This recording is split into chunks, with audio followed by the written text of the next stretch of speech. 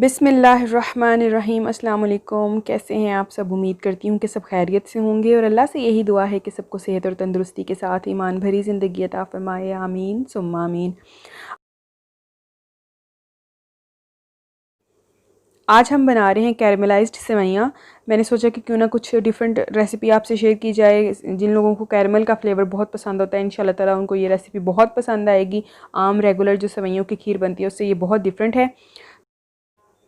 Recipe start करने से पहले मैं कहूँगी कि जो लोग मेरे चैनल पर नए हैं वो प्लीज़ मेरे चैनल को सब्सक्राइब करें और रेसिपी को कंप्लीट देखें। इंशाल्लाह ताला आपको ये रेसिपी पसंद आएगी। तो यहाँ पर मैंने ले लिए हैं तकरीबन 1 कप के करीब सेवइयाँ ली हैं, उनको क्रश कर लिया। साथ में मैंने ड्राई फ्रूट्स लिए हैं, आप कुछ भी ले सकते हैं। मैंने यहाँ पर किशमिश और बादाम लिए हैं। अगर आपके पास काजू हैं तो आप वो भी इस्तेमाल कर सकते हैं। साथ में यहाँ पर ली है मैंने चीनी, और चीनी भी आप अपने टेस्ट के अकॉर्डिंग कम या ज़्यादा कर सकते हैं। थोड़ा सा देसी घी लिया है। अगर आपके पास देसी घी नहीं है तो आप सिंपल घी में भी बना सकते हैं। साथ में यहाँ पर लिया है मैंने तकरीबन 2 लीटर के करीब दूध लेना है मैंने। और चलिए रेसिपी अब स्टार्ट करते हैं। तो सबसे पहले जो है किसी भी पैन में हम घी डाल देंगे और घी थोड़ा सा गर्म हो जाएगा तो हम इसमें डालेंगे ड्राई फ्रूट्स। यहाँ पर मैंने बादाम शामिल कर दिए हैं और इनको थोड़ा सा हम लोगों ने घी में थोड़ा सा फ्राई करना है। इससे इसका टेस्ट बहुत ज़बरदस्त आता है। ड्राई फ्रूट फ्राई करने के बाद हम इसमें डाल देंगे सेवइयाँ, और सेवइयों को हमने यहाँ पर अच्छे से भूनना है ताकि इनका कच्चापन ख़त्म हो जाए और इनका जो टेस्ट है वो बहुत अच्छा आता है अगर आप सेवइयाँ भून के पकाते हैं। सादी सेवइयाँ लोग दूध में डाल के भी पकाते हैं, लेकिन उनका इस तरह से टेस्ट नहीं आता जिस तरह से घी में सेवइयाँ फ्राई करने के बाद आता है। घी बहुत ज़्यादा नहीं डालना, तकरीबन 2 चम्मच ही डालेंगे।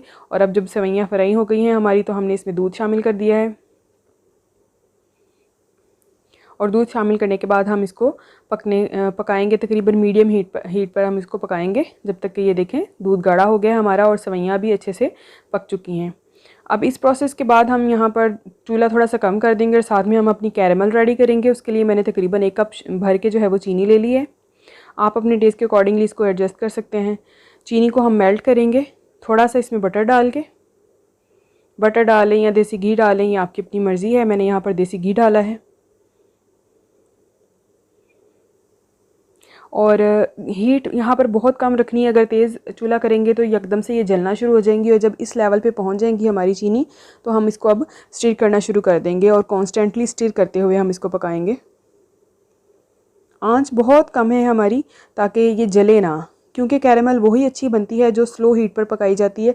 अगर आप चूल्हा तेज़ कर देंगे तो चीनी जल जाती है और वो कड़वा टेस्ट बहुत ज़्यादा हो जाता है और फिर वो खाया नहीं जाता। अच्छी कैरेमल बनाने के लिए हमेशा धीमी आंच पर चीनी को मेल्ट किया जाता है। तो यहाँ पर ये देखें कि चीनी काफ़ी हद तक मेल्ट हो चुकी है। इस तरह से मैंने जब सोया सॉस बनाया था तब भी आपको बताया था कि किस तरह से चीनी को जो है वो पिघलाया जाता है हल्की आंच के ऊपर।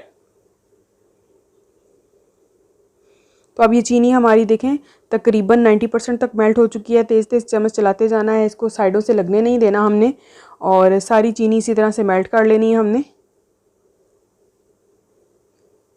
कैरेमल बहुत ज़्यादा हमने इसको स्ट्रॉन्ग फ्लेवर नहीं देना। आप चाहें तो अपने अगर जिन लोगों को थोड़ा सा तेज़ पसंद है वो तेज़ भी कर सकते हैं, लेकिन यहाँ पर ये देखें कितना अच्छा गोल्डन सा कलर आ गया इसका। बस यहाँ पे हम चूल्हा बंद कर देंगे और इसको फ़ौरन से हमने खीर के अंदर ऐड कर देना है। याद रहे कि जो हमने खीर बनाई है सेवइयाँ उनके नीचे भी चूल्हा जल रहा है, चूल्हा बंद नहीं किया हमने इसका। और फ़ौरन से जब हम इसको डाल देंगे तो बिल्कुल भी जो है वो लम्प्स नहीं बनेंगे और अच्छी सी कैरेमल जो है वो मिक्स हो जाएगी, डिज़ोल्व हो जाएगी इसके अंदर।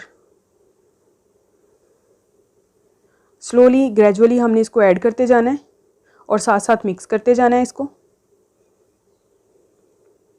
तमाम कैरेमल को हम अच्छे से जब इसके अंदर मिक्स कर लेंगे तो फिर जो है इसका टेस्ट बहुत अच्छा आएगा। आप चाहें तो अलहदा से अगर आपको चंक्स वगैरह पसंद है, यहाँ पे मैं इसका मीठा जो है वो एडजस्ट कर रही हूँ, मुझे थोड़ा सा कम लगा था तो जो रिमेनिंग कैरेमल थी मैंने वो भी ऐड कर दी इसके अंदर।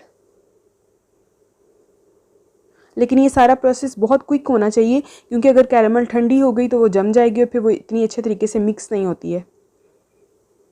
तो मैं कह रही थी कि अगर आप चाहें तो अलहदा से इसकी कैरेमल जो है उसको सर्व कर सकते हैं, मतलब ऊपर से क्रंच वगैरह जैसे कैरेमल के छोटे छोटे से चंक्स आप इसमें डाल सकते हैं, वो ऑप्शनल है। लेकिन सेवइयाँ जब हम रेडी करेंगे तब हम इसको जमने बिल्कुल नहीं देंगे, फ़ौरन से ऐड करेंगे। और अल्हम्दुलिल्लाह माशाल्लाह कितनी ज़बरदस्त इसकी लुक आई है। उम्मीद करती हूँ आपको ये रेसिपी बहुत पसंद आई होगी। अगर आपको ये रेसिपी आज की पसंद आई है तो इसे लाइक कीजिएगा, कमेंट्स में मुझे ज़रूर बताइएगा कि आपको आज की रेसिपी कैसी लगी, और अपना बहुत सा ख्याल रखिएगा। मिलते हैं फिर किसी और वीडियो में, तब तक के लिए इजाज़त दीजिए। अल्लाह हाफिज़।